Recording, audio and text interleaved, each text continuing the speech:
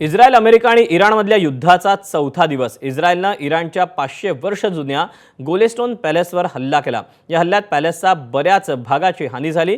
मात्र तिथे ठेवलेल्या मौल्यवान आणि ऐतिहासिक कलाकृती अधिक सुरक्षितपणे बाजूला केल्यानं त्या वाचल्या. इराणची वृत्तसंस्था मेहेरनं ही माहिती दिली. गोलेस्टन पॅलेस 16व्या शतकात सफाविद काळात बांधला गेला होता. बराच काळ ते इराणी राज्यांचं घर आणि शक्तीचं एक प्रमुख केंद्र होतं. आज ते एक प्रमुख पर्यटन स्थळ आहे आणि 2013 मध्ये युनेस्कोच्या जागतिक वारसा यादीत समाविष्ट करण्यात आलेलं होतं.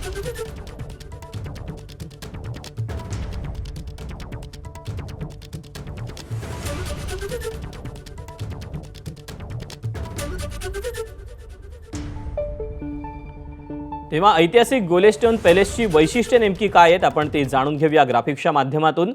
खरं तर हा जो पॅलेस आहे हा 19व्या शतकातील पारशी आणि पाश्चात्य शैलींचा उत्कृष्ट मिलाप समजला जातो. काजार राजघराण्याचं सत्ता केंद्र, कला आणि वास्तुकलेचं केंद्र म्हणून ओळखला जायचा. मिरर हॉल हे या राजवाड्याचं प्रमुख आकर्षण आहे. काचेचं नक्षीकाम, रंगीत फरशा, भव्य बागा ही राजवाड्याची प्रमुख वैशिष्ट्ये ओळखली जातात. इराणी कलाकार आणि वास्तुविशारदांसाठी हे प्रेरणास्थान राहिलंय. युनेस्कोच्या यादीतलं जागतिक वारसा स्थळ म्हणून याला मान्यता होती.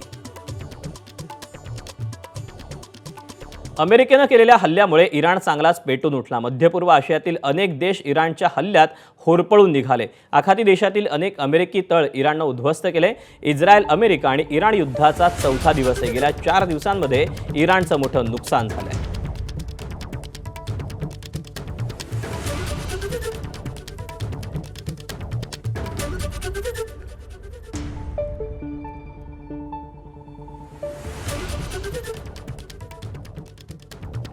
इराणनं कोणकोणत्या देशांना लक्ष्य केले आपण तेही जाणून घेऊया.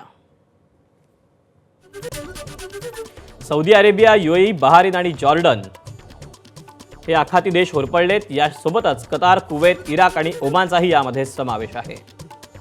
सायप्रस, तुर्की आणि इराक यामध्ये होरपळले गेलेत.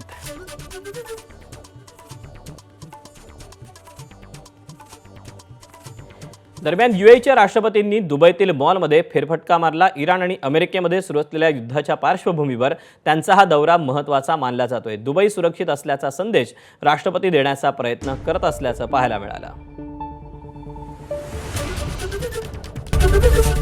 ABP माझा, उघडा डोळे बघा नीट.